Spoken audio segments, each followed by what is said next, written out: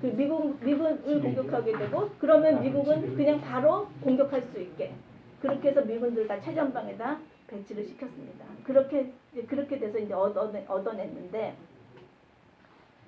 그러면서 이제 그 전쟁 중에도 이 아까 제가 우리나라가 간선제라고 했잖아요. 국회에서 뽑는 이거를 직선제로 개혁합니다.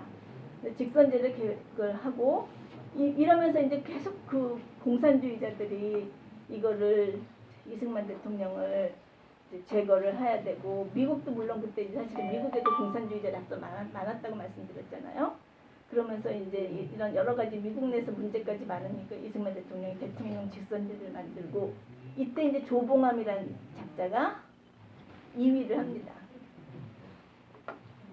그래서 이제 이거를 놓고서 이제 부산 정치파동이라 그러면서 이승만 대통령의 업적을 폄하를 하지만 이것도 굉장히 중요한 업적 중에 하나예요. 제가 나중에 그 위대한 3년에서 그 요약한 거에서 말씀을 또 드릴게요. 그래서 부산 정치파동에서 어쨌든 직선제 개헌을 하고 이제 이 와중에서 이제 제네바 회담에서 우리나라 통일을 뭐 어떻게 해야 된다는 얘기를 이제 합니다. 그래서 뭐 국제연합군이 있어야 되고 이건 읽어보시고요. 너무 길게 한 거 아닌가? 몇 분이에요? 지금 12분. 7시 네, 빨리 12분입니다. 그래서 이제 이 앞서 말씀드린 대로 이 부통령을 직선제로 바꾸는 첫 번째 개헌을 해요. 첫 번째 개헌을 했는데 이거 지금 제가 네이버 지식백과에서 국가기록원에서 한 거 제가 요약해서 가져온 거 왜냐면은 이걸 읽어보면 재선이 어렵다고 판단된 이승만 대통령은 대통령 직선제를 해서 계엄을 선포하고 일부 국회의원 구속했다. 이렇게 말을 하고 있습니다. 요거 기억하세요. 제가 나중에 또 말씀드릴게요. 그리고 나서 이제 2차 개헌을 합니다. 2차 개헌은 실제로 4.4.5.1 개헌이라 그래가지고 이것도 여기서 이 네이버에서는 장기 집권을 위해 헌법 개헌안을 제출하는데 203명 중 135명이 찬성하여서 부결 선언되었다. 그러나 이틀 뒤에 이 4.4.5.2 원칙에 따라서 135명도 된다 하고서는 개헌안을 가결시켰다라고 얘기하고 있습니다. 근데 이게 무슨 소리냐면 203명 중에 3분의 2가 찬성하려면 135.3333입니다. 그러면 사람을 자를 수가 없으니까 135도 맞아야 되는데 저는 이과기 때문에 135도 맞다고 생각하는데 이 당시에 뭐라고 생각했냐면 135.3333이니까 136명이 돼야 된다라고 생각을 한 거예요, 사람들이.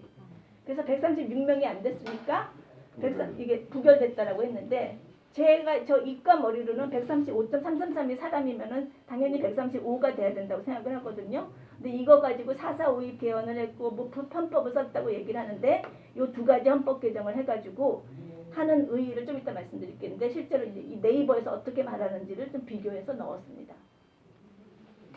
자 이제 위대한 3년에서 책에서 어떻게 요약했는지 제가 이걸 다 읽은 건 아니고요. 리뷰한 건데요. 건국 대통령 업적으로는 사실은 건국혁명을 굉장히 크게 놓고 보지만 이 6.25 전쟁 후와 그 직후에 위대한 3년이라는 책이 나왔습니다. 우리 책은 샀는데 아직 완전히 다 읽지 못했어요. 근데 중요한 건 뭐냐면 1차 개헌 때 대통령 직선제 개헌을 합니다. 부산 정치파동이라 그래가지고. 근데 그 이유가 당시에 한민당, 남로당 이런 사람들이 우리 그 국회를 장악했는데 얘네들은 이제 이러다 보니까 미국이나 소련의 내정 간섭을 할 여건이 됐습니다. 그걸 이승만 대통령이 사대주의 탈파해서 국가 주권을 확립하여 주권 재민을 그러니까 모든 그 권력은 국민에게 있다라는 헌법 정신을 실현하고자 하는 그런 개헌이었습니다. 두 번째, 한미동맹 결성. 그래서 미국은 언제든지 우리나라에서 발 빼려고 틈만 나면 하고 이승만 막 어떻게 해서든지 몰아내려고 했는데 그걸 미국의 밀당, 협박 등의 우여곡절 끝에 한미 상호방위조약 채택해서 영구적인 안보 체계를 구축하고 그것 때문에 우리나라가 경제적으로 부유해질 수 있었습니다. 왜냐하면 안보가 안정되다 보니까 나라가 부강해질 수 있었습니다. 영구적이지 않죠. 네? 그 조항 중에 하나가 쌍방 중에서 한쪽에서 한미동맹 파기하겠다 그러면 1년 후에 그 조약 동맹이 파기됩니다. 지금 그래서 이 문변 떨거지들이 계속 이 미국에서 고만두자는 소리가 나오도록 지금 우리가 국민한테 맞아 죽으니까 저쪽에서 나오도록 그 조항을 악용하는 거예요. 근데 어쨌든 네, 뭐 더 그거는 이상 하지 않는 근데 거는 영구적. 기한이 없는 거 아니, 아니에요? 근데 그게 근데 뭐냐면 영구적이란 말은 아니라 이거지. 기한이 아니죠. 아, 기한이 기한이 정해져 없어요. 기한이 아, 정해져 기한은 없어요. 기한은 없는데. 그러니까 그게 영구적이고. 근데 한쪽에서 나 그만둘래 아니, 그러면 그거는 해당이 안 되고 네. 근데 어쨌든 모든 조약은 뭐, 동맹 네. 이거는 1년짜리도 있고 5년짜리도 네, 있고 모든 10년짜리 조약은 보통 다 그런데 한미조약 이건 그게 없는 네, 거야. 그래서 그래서 영구적인 거예요. 근데 영구적이야. 그 뭐. 마지막 조항은 이승만 대통령이 그렇게 없애려고 그래서 미국이 하나를 딱 고리를 걸어놓은 거예요. 그럼에도 불구하고 왜냐면 앞서 말씀하신 것처럼 모든 조약은 뭐 5년 동안 뭐 언제까지 기한이 이런 다 식으로 있죠. 기한이 있는데 그 한미조약은 그거- 미국에서도 이렇게 기한 없이 한 이거 하나밖에 조약이 없어. 하나밖에 없습니다. 대표적으로 네. 미일 방호 조약은 10년 단위. 네. 뭐 10년 그러니까, 단위고 네. 아니 다른 나라는 네. 5년 단위도 많아요. 네, 네. 많아요. 근데 그리고 외국에서 그랬대잖아요. 저거 일본은 5년이에요. 일본. 한국 저거 얼마나 안 나랐대 왜 이렇게 쩔쩔매냐고. 그 이승만 아, 대통령의 봐봐요. 대단한 능력이죠. 거예요. 대단한 거예요. 이거는 네. 네, 아무도 그 다음에 할 이제 수 없어. 2차 개헌을 했는데 이게 앞서 말씀드린 4.4.5 개헌인데 이게 사실은 뭐냐면 우리나라 헌법을 갑작스럽게 만들었잖아요. 그래서 일본 것 취하고 여러 가지 취하다 보니까 알게 모르게 공유 경제 체제가 많았다고 합니다. 그러니까 이런 왜냐면 또 당시 공산주의자들 많았고 이 공유 경제 체제가 많았는데 그거를 사유재산 보호하고 경제 시스템 도입하는 식의 개헌을 한 게 사실은 4.4.5 개헌이에요. 근데 4.4.5 개헌이라고 그 빨갱이들이 엄청나게 공격을 한 거죠. 그래서 사실은 그렇지만 이것 때문에 자유시장 경제 체제로 전환이 돼서 경제 부흥의 발판을 마련했는데 실제로 이제 이런 식으로 이렇게 개헌을 하다 보니까 이제 이승만 대통령이 독재자라는 부정적인 이미지를 초래하게 됐음에도 불구하고 이승만 대통령이 이걸 다 밀고 나가신 거죠. 이게 우리나라 경제 발전에 좋다라고 믿고 하신 거니까. 근데 그러면서 이제 뭐 사실은 이제 이거는 사실 뭐 그냥 별로 중요하지 않고요. 이제 이러면서 이제 앞서 내가 조봉암 말씀을 드렸는데 조봉암이 대통령 선거에서 2위를 합니다. 근데 그 전에도 2위를 하고 두 번 다 2위를 해요. 그러니까 이제 이게 이 사람이 조봉암이 진보당을 개설했는데 조선공산당 활동을 했고 물론 우리나라 초대 농림부 장관도 했고 2대 3대 대통령 선거에서 2위를 합니다. 근데 이 사람이 내세운 걸 보면은 뭐 책임 있는 혁신, 수탈 없는 계획 경제, 민주적 평화통일. 어디서 많이 들어보신 것 같죠? 요새는 네. 네. 그러고 이제 북한 자금을 수령하고, 그러니까 이 빨갱이다라고 사형 선고를 했습니다. 그래서 죽였어요. 조봉암을.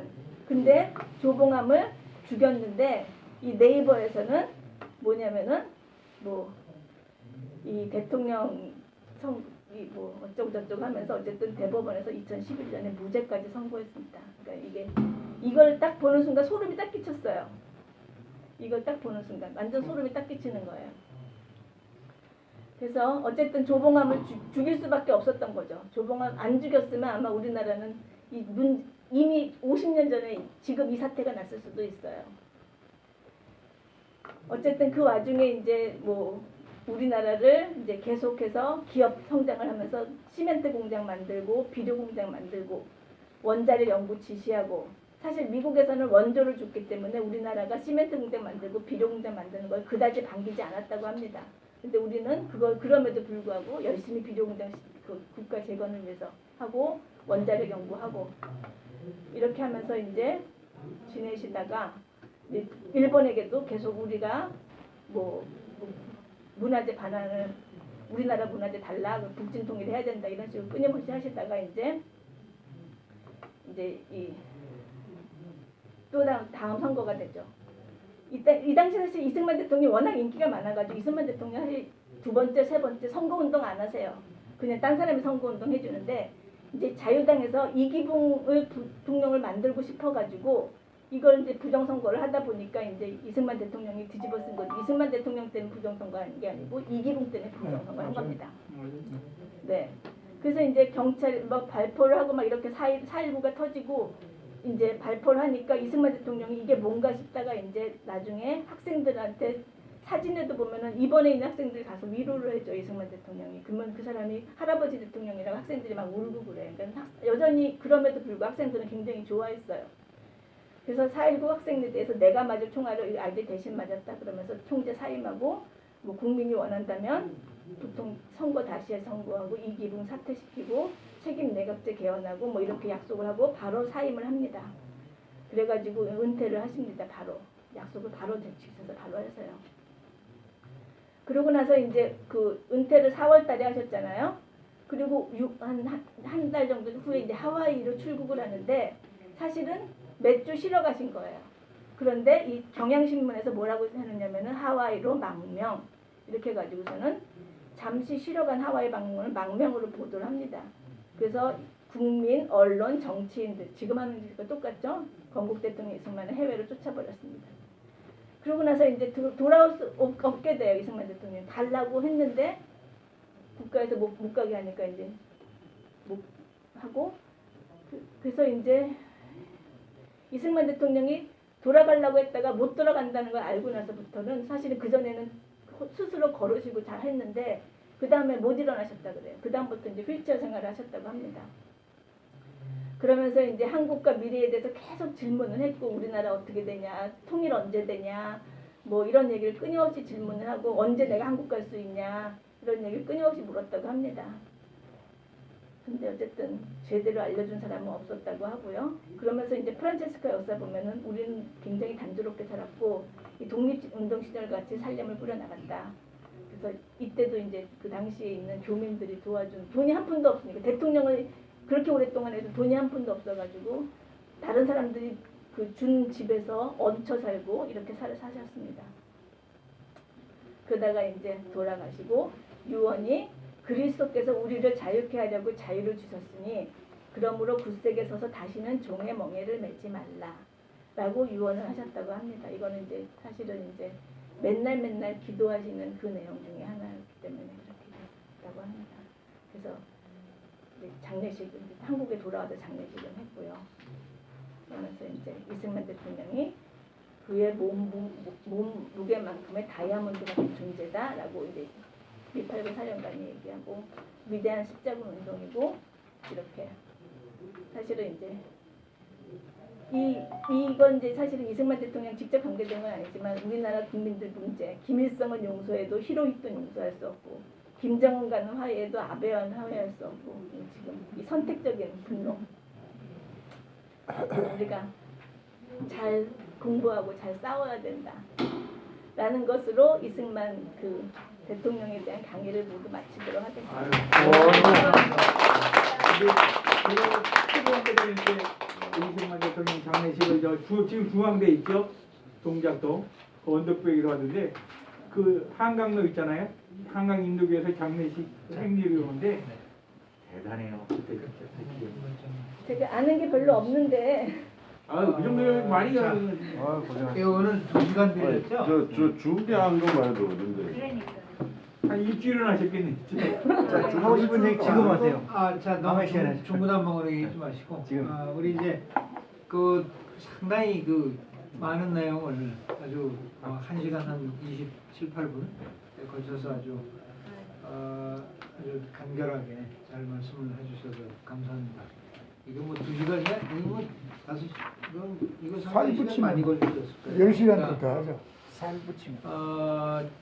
이제 시간이 조금 있는데 이제 여기서 좀 질문이나 자신의 의견을 좀 말씀하시고 싶은 게 있으면 간단히 짧게 좀.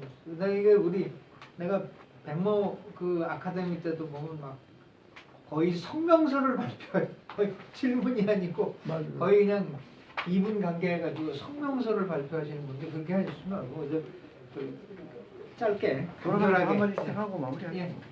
예. 특별히 아쉬운 게 뭐냐 우리나라 역사가 참 아쉬운 게 저런 인물을 몰라줬다는 거고 장경근에 이런 거 아청꾼들이 나라를 다 망쳐버리는 거를 왜 국민들이 이게 보고만 있었냐는 그게 참 아쉬워요. 몰라서 누구 모르질 않았지. 다 추앙을 했잖아. 교육을 안 시켜서 그래. 단지 그저 4.19 이승만 대통령에 대해서는 박정희 대통령이 일부러 깔아뭉갠 그게 좀 그렇죠. 많아. 못 들어게 한 것도 박정희죠. 뭐. 네. 그게 좀 문제. 그러니까 우리 저번 때도 그 얘기 안 계실 때 그 얘기를 했었는데 그러니까 잘 모를 때는 박정희 대통령의 실수가 유신도가 실수가 아닌가 생각했었는데 이걸 공부하면서 깨달은 게 박정희 대통령의 유일한 실수는 이승만 대통령, 그렇죠. 건국 대통령을 위대하게 만들지 않은 것. 그게 굉장히 제일 큰 실수다라고 Make 생각해요. him great again 해야 되는데. 네. 우리나라는 자기 이 현직의 권제를 갖고 있으면 자기보다 높은 사람이 있으면 안 돼. 아니 근데 나중에 박정희 대통령이 굉장히 후회했다는 얘기. 네, 저도 그렇게 들었어요. 예. 저도 박정희 대통령이 굉장히 후회 많이 했다는 얘기 그 들었어요. 유신 정권도 왜 세뇌 탈출해서 보면 그것도 꼭 맞아요. 필요했다고. 그러니까요. 유신 정권도 세뇌 탈출해서 저도 그 당시에 닉슨 닥터린이 생기고 이러면서 이제 우리가 살기 위한 마지막 방편이었다. 네. 사실 저희 아버지도 유신 정권 찬성하셨어요. 그래서 어렸을 때 아빠한테 왜 아빠는 유신 정권을 찬성하고 그래 막 그랬었어요. 그때 우리 아빠가 그게 우리나라 현실에서 어쩔 수 없다라고 얘기를 했는데 그 당시엔 이해를 못했어요. 그 당시엔 이해를 못했는데 지금 와서 내가 우리 아빠가 왜 그 말을 했는지를 알겠는 거야. 정정하시네. 그게 72년도인데요. 내가 70년에 서울을 왔어요. 대학 다닌 조방기인데 그 유신은 나도 뭐 역사 공부를 나도 조금 옛날부터 좀 좋아해가지고 저기 명치 유신 얘기 그게 생각이 탁 떠올라가지고 난 전혀 모르는 입장에서 보면 근데 이제 그 개헌을 그 장기 집권이라고 간다는 그 큰 테두리는 우리가 이해는 그렇게 하는데 그거를 반대편에서 보면 그렇게 얘기할 수가 있어요. 지금 나쁘게. 근데 아까 조금 전에 교수님이 얘기했듯이 그런 상황을 배후에 있는데도 모르고 그렇게 얘기하는 거니까 우리가 이제 와서 그렇죠. 지금 와서 우리는 그걸 더 공부해야 된다는 게 하나 과제가 있고요. 아까 우리 여기 이제 우리 총무님이 오늘 요 모임을 타이틀을 브레인스톰이라고 넣었잖아요. 근데 강의 중에는 사실은 질문도 안 하고 가만 듣고 사실 있어야 된다는 게 브레인스토밍의 하나의 목적이고 이제 다 끝나고 지금 서로 주고받을 때 그냥 누구를 비평하는 게 아니라 다 그냥 다 토해 놓는 거. 그래서 거기에 다 수렴을 해가지고 그게 하나의 테마를 잡아서 우리가 갈 길을 잡는 게 하나의 목적이 있으니까 앞으로 그렇게 했으면 좋겠고요. 근데 그거는 뭐 다 아시는 얘기니까 이제 아까 나도 말을 안 했는데 이제 지금 제가 이제 여기 이제 우리 강의를 듣고 한 얘기는 엊그제 잠깐 말씀을 드렸지만 이승만 박사가 그 이제 1930년경에 그러니까 우리나라에서 역사는 옛날 고대 역사는 다 아실 거 아니에요? 그 저 만주 지방부터 부여 시작해서 고구려가 내려오고 부여 이동한 것까지. 근데 그런 거를 역사를 꿰고 앉아 계셨어요. 이 이승만 박사가. 근데 이제 그 뭐 당연히 뭐 우리처럼 다 알았겠죠. 우리가 많은 공부를 했고 그분은 혼자서 다 섭렵하신 분이지만 그 어려운 상황 속에서도 그래서 무슨 얘기를 하냐면 국제연맹 아까 얘기했지만 제네바에서 일어난 그 1917년 그 연합국들이 합해갖고 뭐 15개인가 그러니까 연합이 생긴 거. 그때 그 국제연맹이 우리 조선이 만주에 그때 생겼고 십몇 년 흘렀잖아요. 1930년 이후에 국제연맹이 거의 뭐 해체 수준을 들어갔지만 그 당시 존재하고 있었으니까 그거를 이용해서 그 리턴 보고서 나온 게 있어요. 그 영국 사람인데 그거를 축약을 해서 책을 조그맣게 하나 썼어요. 그 이승만 박사. 그러니까 만주 지방에 있는 조선인이라는 얘기예요. 만주 지방의 조선인의 책이에요. 한 30페이지도 안 되는 거예요. 내가 지금 이걸 하나 그 15페이지를 추려놓은 게 있는데 이걸 나중에 올릴 거고요. 참고해 주시면 좋겠고 한마디 하고 끝낼게요. 뭐냐면 그 부분이 이제 만주에 있는 조선인만 국한해서 이승만 대통령이 책을 쓴 거니까 이제 그 더 이상 넓게 이렇게 확장은 안 해도 돼. 우리가 할 필요는 없지만 그래도 그 내용 중에 보면 아까 우리 교수님이 설명했듯이 그 외교 뭐 특히 이제 외교 그러니까 전쟁 없는 그런 화합하고 뭐 이런 쪽으로 굉장히 언론 쪽으로 엄청 신경을 썼기 때문에 그 만주지방 그걸 쓸 때도 그게 나타나요 보니까. 그래서 그게 나도 이제 아까 그 얘기를 듣고 조금 막 이렇게 매치가 되는 거 알았고요. 그러면 이제 만주에 있는 조선인이 어떻게 올라가고 이주를 하고 일본인 때문에 올라간 건 맞는데 또 그런 다른 목적도 있고 왜 올라갔는가. 그 다음에 집주를 아까 토지 얘기잖아. 토지 때문에 많이 그랬고 또 중국인들과 이거 그 무슨 사건인데 만산 사건이 뭐 있는데 그런 거를 다 역사적으로 얘기를 해놨더라고요, 이 양반이. 근데 그 부분이 상당히 저는 감명을 받았거든요. 별건 아닙니다만. 근데 그거를 해석을 우리 서북연대에서 대사를 하신 분이 계세요. 그분이 이거를 번역을 해갖고 우리가 다 받은 거예요. 우리 몇 사람이. 나중에 올릴 테니까 한번 봐주시고요. 예, 한번 올려주세요. 예. 그 이제 자료실에도 올리시고 그 카페에도 올리시고 예. 그래서 우리 이것도 자료를 예, 예. 원하시면 카페에다가 그 좀- 올려- 네, 카페에도 올리시면 좋죠. 어떻게 올려요? 아, 그 일단 일단 카페에 들어가서 올리고. 저한테 저기 개인 네, 그 메신저 텔레그램? 텔레그램 제 개인 메신저로 개인 보내주셔도 많이 보낼 수 되고. 있어요? 네. 아니 이거 하면 뭐지? 제가 메일 주소를 알려드리면 네, 메일 제가- 주소를 제가 알려주세요. 메일 네. 그 카페에 들어가서 올리면 하여튼 되긴 그- 하는데. 어떻게 올리죠? 그 나중에 나중에 보내가지고 저기서 올리면 돼. 카페에 올리고 텔레그램으로 연결시키면 저한테 링크하면 메일 되거든요. 그 제가 그 질문이 하나 있는데 그 새로 탈출해서 안 들어는 것 같은데 기억을 못해서 그런데 그 이승만 박사가 그 일본이 이제 소련하고 전쟁을 할 거냐 중국하고 전쟁을 할 거냐를 가지고 굉장히 노심초사를 했다고 그래요. 만약에 저놈들이 저거 소련을 쳐들어가면 이 독립은 물 건너간다 일제로부터. 그 왜 그랬다고 그 역학관계가 있는데 그게. 그건 모르겠어요. 이게 백모가 제게그 백모가 말하길 이제 저 이승만 박사가 소련을 갔는데 탁치들이 여기서 이게 여기 이제 당장 쫓겨났다고 했죠. 예, 당장 쫓겨났어요. 그 과장인 거, 그 네. 하위직이 나와서 쫓아냈다고 그래서 신나가지고 유럽을 프란치스코에서는 여행을 마지막으로 했다는데 그 왜냐면 일본하고 소련이 손을 안 잡으면 오케이. 예, 이게 문제가 위로 일본이 소련으로 올라가라고 바랬거든요. 미국은 그래서 소련을 막기를 바랬는데 이놈들이 소련 올라가 별거 없으니까 중국이 시장이 만만해 보이니까 이제 중국으로 유턴을 해서 내리치기 시작한 거예요. 그러니까 그리고 그러기 위해서 뒷문단속으로 소련하고 딱 밀약을 맺어버리니까 소련에서 이승만 박사한 걸 퇴짜를 놓은 거죠. 그러니까 이제 잘 됐구나. 이제 여기 중국은 개방된 시장이라 영국이고 미국이고 다 들어와야 되는데 이걸 일본이 혼자 먹겠다고 설치면 저거 이제 분명히 큰 전쟁 된다 그래서 신나가지고 유럽 여행을 했다고. 예. 그건 말했어요. 네, 지금 말씀하신 것처럼 지금 아까 요거 지금 한 줄로 써놓은 거잖아요. 소련에서 했는데 네. 즉시 퇴거당함. 네. 근데 그게 또 지금 말씀하신 것은 또 굉장히 그 뒷얘기가 있잖아요. 그러니까 뒷배경이 있죠. 네, 공부를 하면서 사실은 제가 느낀 건 한 줄 한 줄이 굉장히 뒷배경이 있고 의미가 있는 건데 그걸 제가 다 모르겠다는 거예요.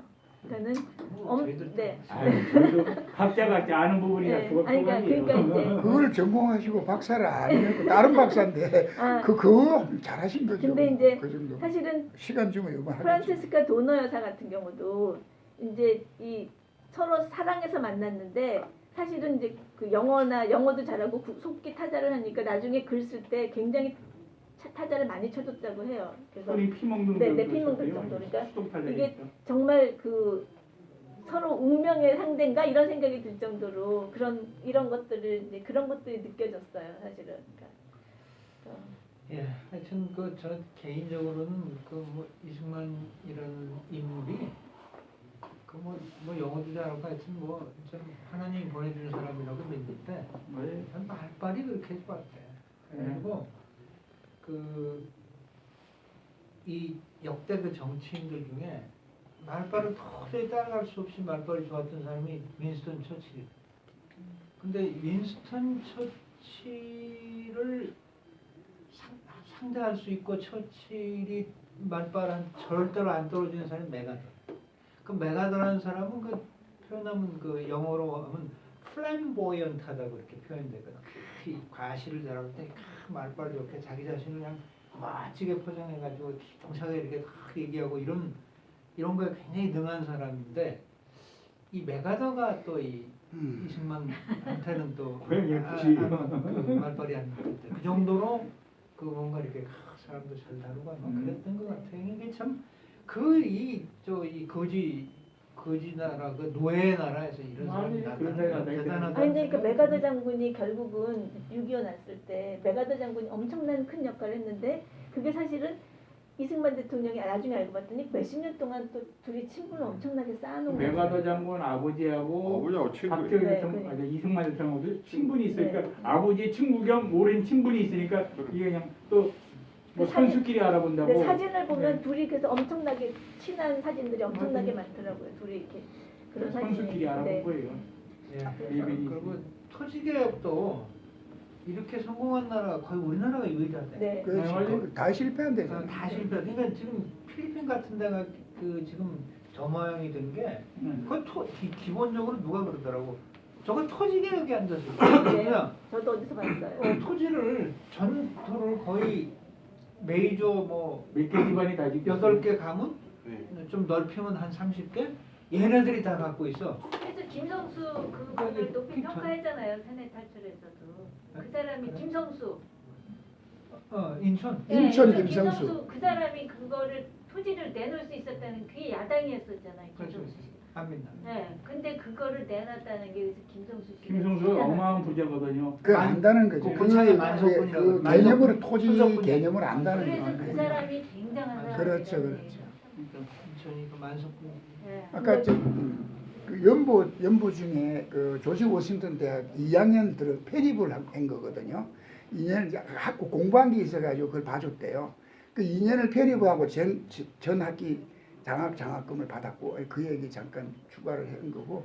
그다음에 그 프린스턴 대 1학년 1년 동안 석사학위를 받았다는 거 1년 동안 그죠? 아 프린스턴 아니라 하와이 하버드 대학. 그다음에 프린스턴 때는 이제 정식으로 2년을 박사학위 마쳐서 5년이 끝났다는 거 아니에요. 5년 만에 석박사를 다 했죠. 학위부터 시작해가지고 그거 천재죠. 그러니까 그래서 우리가 이해를 해야 된다는 거예요. 그렇게 머리가 좋지 않으면 그거 할 수도 없었고 공부를 아무리 뭐 영어 공부를 해 영어만 알았지 뭐 알겠어요. 멤버도 그렇게 못하고. 네 맞아요. 엄청난 머리가 좋은 아니 사람. 아시아에서 최초고. 그래서 이해를 해야 된다는 거예요. 그쪽으로 이해를 해서 우리는 이거는 타고난 사람이다. 하늘에서 준 사람. 근데 크리스찬들이 얘기하면 하늘에서 내려온 사람이 부르심을 그걸 뭐라 그러죠? 부르심을 받은 사람이죠. 네, 소명 받은 사람이에요. 그 이름이 그 어릴 때는 아명이 성룡이에요. 성룡. 아. 성룡이에요. 배성룡 씨 우리 있잖아. 성만 틀리네. 응? 성만 틀려. 그러니까 그리고 용. 그리고 그 황해도에서 태어나셨고 아까 이제 황해도 얘기를 안 하셔서 그러니까 황해도 태어나 어릴 때 2살이나 3살 때 써 있긴 해요. 황해도 평산군. 평산군 마 무슨 마산면인가 여기 써 있어요. 예, 있어요. 부산 신시의 고장. 네, 맞아요. 그런데 원래 그 북쪽에 있는 사람을 그 옛날에 그 정치인들이고 사상가들을 서북파라고 그러잖아요. 우리 여기 이제 그 이승만은 거기 태어나서 서북파가 돼야 되는데 아니고 서울의 도동 학당에 다녔다거든요. 이제 이 김건수 그다음에 그 학당 또 옆에 하나 있는데 그거는 대신 하던 사람이 사원부 뭐 하던 그분인데 이제 두 분을 2년 동안 했고. 근데 아까 우남이라는 얘기는 이제 그 남산 밑에 그 무슨 동네더라고. 그래서 우남, 예, 우수현. 예, 그래서 그 우자를 따서 우남이 됐고요. 남쪽이라서 남산 밑이 그래서. 그다음에 그거를 기호학파. 아시죠? 기호학파, 무서학파 이제 그런 그 분류를 할 수 있다. 그래서 이승만은 그래서 그 뒤에 기호학파 사람들에 대한 말은 없고 역사적에는 없지만 누가 이렇게 도움을 받지 않았느냐, 후원을 받지 않느냐, 뭐 후원이라고 해서 돈을 주고 이런 게 아니라 정신적으로 이제 그렇다는 얘기, 학맥을 얘기하면 그렇다. 여기까지만 예. 자, 이제 시간이 뭐 이제 7시 40분 끝나고 여기 이제 저쪽으로 서서 기념 촬영을 하겠습니다. 예, 그 이제 사실 이제 우리 윤도원 선생님 말씀하신 것처럼 브레인스토밍을 하려면 사실 어디 가서 하룻밤 자면서 해야 됩니다. 그런데 엄청 그럴 많이 수는 없고, 자 오늘 그래도 아주 귀한 이런 또 우리가 지식을 또 배우게 돼서 뜻이 아, 있었습니다. 너무 감사하고요. 잘하셨어요. 이상 마치겠습니다.